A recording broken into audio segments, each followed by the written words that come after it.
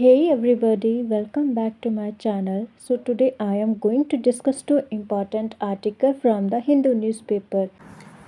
The first article is about neighborhood diplomacy. First point, Indian Navy deployed multiple warships in the Gulf of Oman and Strait of Hormuz to escort India merchant vessels, ensuring safe passage amid rising tensions in West Asia. India की security के लिए Indian navy ने अपने कई सारे worship को Gulf of Oman और state of Hormuz में डिप्लॉय किया है। इसका मेन मोटिव है कि इंडियन मर्चेंट वेसल्स को स्कॉट देना यानी सेफ्टी देना। ये सब वेस्ट एशिया मिडिल ईस्ट में बढ़ते टेंशन के बीच सेफ पैसेज इंश्योर करने के लिए किया गया है। मतलब बेसिकली ओशन में पीस और सेफ्टी बनाए रखना अभी फर्स्ट प्रायोरिटी है। Second point, the deployment is part of Operation Sankalp 2019 present, aimed at safeguarding India's maritime trade, securing sea lines of communication, and countering threats like conflict and piracy. ये deployment India navy के एक बड़े mission का part है जिसका नाम operation संकल्प है, जो 2019 में स्टार्ट हुआ था और अभी तक ऑनगोइंग है। इस ऑपरेशन में एम इंडिया की मैरीटाइम ट्रेड को सेफगार्ड करना, सी लाइंस ऑफ कम्युनिकेशन को सिक्योर करना और कॉन्फ्लिक्ट और प्राइवेसी जैसे थ्रेट्स को काउंटर करना। ये इंडिया की ओशन सेफ्टी की कमिटमेंट को शो करता है। Third point, Indian LPG tankers such as Shivalik and Nanda Devi carrying about 92,700 tons of fuel were escorted after crossing the Strait of Hormuz, highlighting energy security concern. इस mission के under Indian LPG tankers जैसे कि शिवालिक और नंदा देवी को Scott किया गया है और ये टैंकर्स लगभग 92,700 टन्स फ्यूल कैरी कर रहे थे। जब ये tanker straight of Hormoz cross कर रहे थे तब उन्हें एक सेफ्टी दी गई कि ये इंसिडेंट इंडिया की एनर्जी सिक्योरिटी कंसर्न को हाईलाइट करता है, क्योंकि इंडिया की एनर्जी नीड्स के लिए फ्यूल का सेफ ट्रांसपोर्ट बहुत ज़्यादा इम्पॉर्टेंट है। Fourth point, the strait of Hormuz is critical choke point through which a large share of global oil and gas trade passes. India is heavily dependent on this route for energy imports. State of Hormuz एक बहुत ही critical और important choke point है। Global oil और gas trade का एक बड़ा share इसी root से पास होता है और इंडिया एनर्जी इंपोर्ट्स के लिए इस रूट पर हेविली डिपेंडेंट है। तो इसीलिए इस स्ट्रेट की स्टेबिलिटी इंडिया की इकॉनमी और एनर्जी सप्लाई के लिए वाइटल है। 5 point, the move comes amid ongoing geopolitical tensions in West Asia, Iran-related conflict, increasing risks to commercial shipping and Indian seafarers in the region. ये move waste Asia में चल रहे geopolitical tensions, Iran से related conflict के बीच में लिया गया था और इसी वजह से उस रीजन में कॉमर्शियल शिपिंग और इंडियन सीफेयर के लिए अभी भी खतरा काफ़ी ज़्यादा बढ़ गया है। 6 point, around 20 plus Indian vessels and hundreds of Indian crew members were present in the Persian Gulf region, necessitating government monitoring and naval protection. 6 point कह रहा है कि उस समय पर्शियन गल्फ रीजन में करीब 20 से ज़्यादा इंडियन वेसल्स और hundreds of Indian crew members अभी भी प्रेजेंट थे और इस सिचुएशन में उनकी गवर्नमेंट मॉनिटरिंग और नेवाल प्रोटेक्शन ज़रूरी हो गई थी। 7th point, India has chosen an independent maritime security approach, not joining any international naval coalition but ensuring protection of its vessels through its own naval deployment. India ने security के लिए एक independent maritime approach को choose करा है और उसने किसी भी इंटरनेशनल नेवाल कोएलिशन को ज्वाइन नहीं किया बल्कि अपने वेसल्स की प्रोटेक्शन के लिए अपनी खुद की नेवाल डिप्लॉयमेंट की। 8 point, the operation reflects India's growing role as a net security provider in the Indian Ocean region and its emphasizes on protecting trade, energy flows and diaspora during crisis.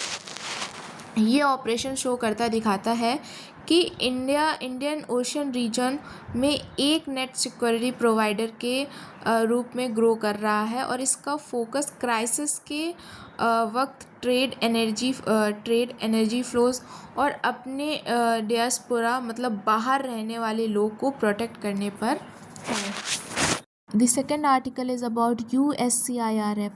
First point, United States Commission on International Religious Freedom in its 2026 report alleged deterioration of religious freedom in India and recommended strong action.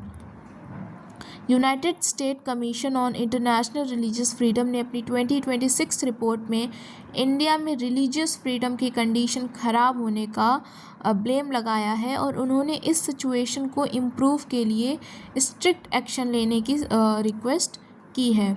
Second point, the report suggested that the US government designate India as a country of particular concern which is CPC, a category used for serious religious freedom violation. इस report में suggest किया गया है कि US government India को एक country of particular concern declare करे और ये कैटेगरी होती है जो उन कंट्रीज़ के लिए यूज़ होती है जहाँ सीरियस रिलीजियस फ्रीडम वायलेशन होते हैं। Third point, it also recommended targeted sanction against Indian entities like RSS and RAW, which is Research and Analysis Wing, including asset freezes and travel bans. Report ने कुछ Indian entities जैसे RSS, raw के खिलाफ targeted sensation लगाने की भी बात कही है और इसमें उनकी एसेट्स फ्रीज करना और ट्रैवल बैन्स शामिल है। Fourth point, the government of India ministry of external affairs strongly rejected the report, calling it motivated, biased and based on questionable source. Government of India ministry of external affairs ने इस report को strongly reject कर दिया है और उन्होंने इस report को मोटिवेटेड, बायस्ड और क्वेश्चनेबल सोर्स पर बेस्ड बताया है और ये उनका ऑफिशियल स्टेंस है इस रिपोर्ट के अगेंस्ट।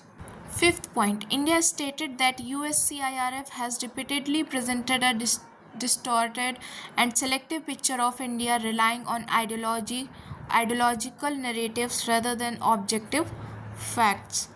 फिफ्थ पॉइंट कह रहा है कि इंडिया ने कहा है कि USCIRF ने रिपीटेडली इंडिया की एक डिस्टोरेटेड एंड सेलेक्टिव पिक्चर को प्रेजेंट किया है और उनका कहना है कि USCIRF ऑब्जेक्टिव फैक्ट्स पर नहीं बल्कि आइडियोलॉजिकल नरेटिव्स यानी एक ख़ास सोच पर डिपेंड करता है, इससे इंडिया ने रिजेक्ट कर दिया है। Six point, the government emphasized India's constitutional commitment to religious freedom, pluralism and diversity, rejecting allegations of systematic violation. India government ने जोर देकर कहा है, प्रेशराइज किया है कि इंडिया का कॉन्स्टिट्यूशन रिलीजियस फ्रीडम, प्लुरलिज्म मतलब बहुत सारे कल्चर के साथ रहना और डाइवर्सिटी के लिए कमिटेड है। जो भी एलिगेशंस था सिस्टमैटिक वायलेशंस के, उन सबको गवर्नमेंट ने खारिज कर दिया है। Seventh point, India countered by highlighting attacks on Hindu temples and growing intolerance against the Indian diaspora in the United States, asking USCIRF to reflect on these issues. India ने इस पर काउंटर किया है, यानी कि क्वेश्चन में जवाब में सवाल उठाए हैं कि उन्होंने यूनाइटेड स्टेट में हो रहे हिंदू टेम्पल्स पर अटैक्स और इंडियन कमेटी के खिलाफ बढ़ती इंटॉलरेंस को हाईलाइट किया है और इंडिया ने USCIRF से कहा है कि वो पहले अपनी कंट्री के इशू पर क्या करें, ध्यान दें। एथ point, the issue reflects India-US diplomatic frictions where India maintain that USCIRF is an external body with no locus standi in assessing its internal matter while the US uses such report for human right evaluation.